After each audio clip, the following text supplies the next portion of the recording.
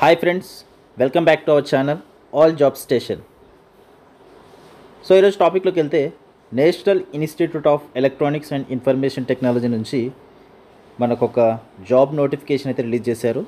So ఈ notification వచ్చేసి direct recruitment basis కింద అయితే రిక్రూట్ చేసుకుంటున్నారు for the post of scientific assistant. Scientific assistant అనే పోస్ట్కి డైరెక్ట్ రిక్రూట్మెంట్ కింద అయితే తీసుకుంటున్నారు. సో ఇది వచ్చేసి మనకు ఆన్లైన్లోనే అప్లికేషన్స్ అయితే తీసుకుంటున్నారు. సో దీనికి సంబంధించిన జాబ్ డీటెయిల్స్ అయితే చెక్ చేద్దాం ఇప్పుడు. సో ఇది యాక్చువల్గా మార్చ్ 18th వరకు అయితే ఉండే లాస్ట్ డేట్ అప్లై చేయడానికి, బట్ ఇప్పుడు ఇది ఎక్స్టెండ్ అయింది. సో ఏప్రిల్ వచ్చేసి మనకు 17th వరకు అయితే లాస్ట్ డేట్ ఉంది. సో ఏప్రిల్ 17th లోపు మీరు అప్లై చేసుకోవచ్చు. ఏప్రిల్ 17th డేట్ అనేది ఎక్స్టెండ్ చేశారు కాబట్టి. సో ఇక్కడ name of the post scientific assistant. So ఇది non gazetted and non ministerial scientific and technical post. So ఇక్కడ చూసుకున్నట్లయితే నంబర్ ఆఫ్ పోస్టులు అయితే టోటల్ 78 అయితే ఉన్నాయి. కేటగిరీ వైజ్గా కూడా ఇచ్చారు. ఇక్కడనే స్కేల్ అప్ చూసుకున్నట్లయితే 35,400 నుంచి 1,12,400 బేసిక్ పేనే ఉంది.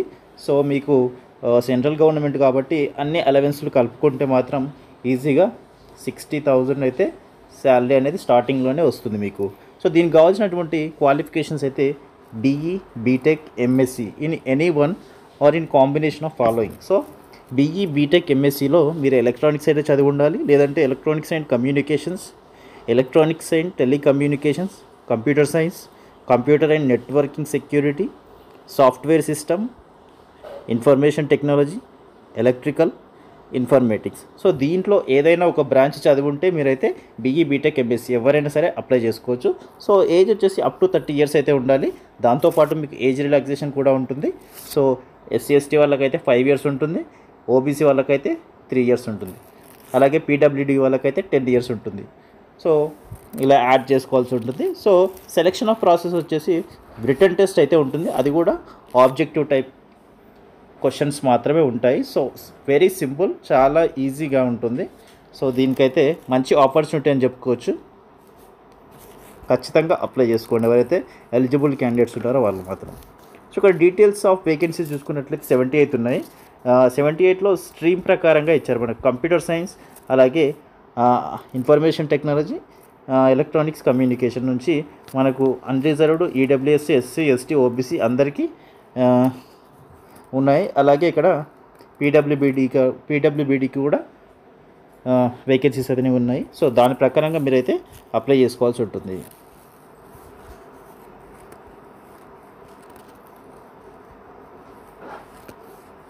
సో ప్లేస్ ఆఫ్ పోస్టింగ్ వచ్చేసి the person selected may be posted anywhere in India in the interest of the organisation.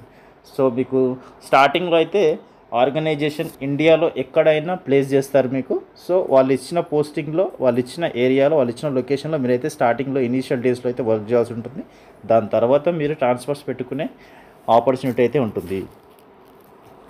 So choice of examinations వచ్చేసి మీకు ఎక్కడైనా పెట్టుకోవచ్చు. సో హైదరాబాద్ కూడా ఉంది కాబట్టి తెలంగాణ, ఆంధ్ర వాళ్ళు అయితే హైదరాబాద్ అయితే పెట్టుకోవచ్చు.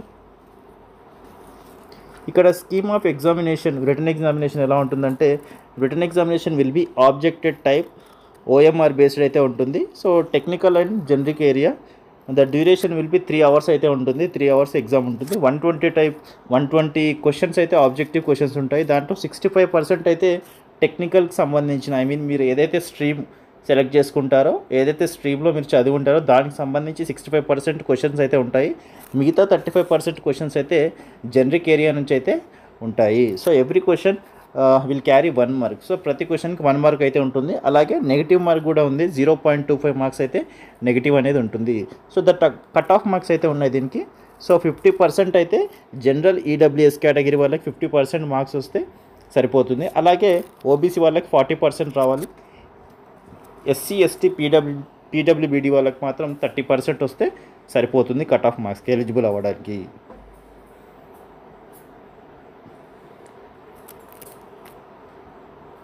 సో ఇక్కడైతే జనరిక్ ఏరియాకి సంబంధించి మీకు logical, analytical reasoning capabilities, quantitative and qualitative abilities and general awareness and aptitude నుంచి అయితే క్వశ్చన్స్ వస్తాయి.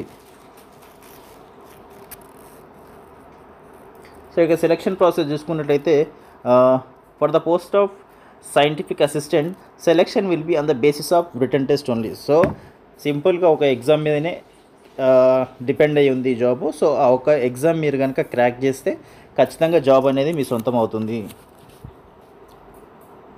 సో ఇక్కడ హౌ టు అప్లై అని ఇచ్చాడు. సో ఆన్లైన్లోనే అప్లై చేయాల్సి ఉంటుంది. అలాగే candidates can apply for only one stream. So దీంట్లో ఈసీ, సిఎస్సి, ఐటీ ఏదన్నా ఒకటి మాత్రమే అప్లై చేసుకోవాల్సి ఉంటుంది మీ చాయిస్ ప్రకారంగా. Candidate submitting more than one application will be rejected.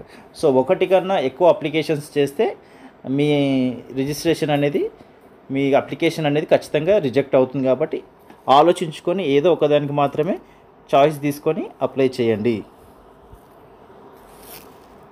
So ఆన్లైన్లోనే అప్లై చేయాల్సి ఉంటుంది మీరైతే. సో ఇక్కడ అప్లికేషన్ ఫీజు చూసుకున్నట్లయితే SC, ST, PWD women candidates వాళ్ళకి ఎలాంటి ఎగ్జామ్ ఫీజు అయితే లేదు, అందరూ ఫ్రీగా అప్లై చేసుకోవచ్చు. మిగతా ఎవరైతే జనరల్ వాళ్ళు ఉన్నారో వాళ్ళైతే 800 రూపీస్ అయితే ఫీజు పే చేయాల్సి ఉంటుంది. సో తప్పకుండా అప్లై చేసుకోండి. సో ఇక్కడ ఇంపార్టెంట్ ఇన్స్ట్రక్షన్స్ అయితే కొన్ని ఇచ్చారు ఇన్ఫర్మేషన్. సో అవైతే ఒకసారి మీరైతే చదువుకొని అప్లికేషన్ స్టార్ట్ చేసే ముందు అయితే చదువుకోండి. సో ఇది ఫ్రెండ్స్ సైంటిఫిక్ అసిస్టెంట్కి సంబంధించినటువంటి జాబ్ నోటిఫికేషన్. సో మంచి ఆపర్చునిటీ అని చెప్పుకోవచ్చు. సో ఖచ్చితంగా ఎవరైనా ఎలిజిబుల్ క్యాండిడేట్స్ ఉంటే వెంటనే అప్లై చేసుకోండి. సెంట్రల్ గవర్నమెంట్ జాబ్, అందులోనూ ఎలక్ట్రికల్ డిపార్ట్మెంట్కి సంబంధించిన జాబ్ కాబట్టి చాలా బెస్ట్ జాబ్ అని చెప్పొచ్చు ఇది. మంచి శాలరీ ప్యాకేజెస్ కూడా ఉంటాయి. సో అలవెన్స్లు కూడా చాలా బాగుంటాయి.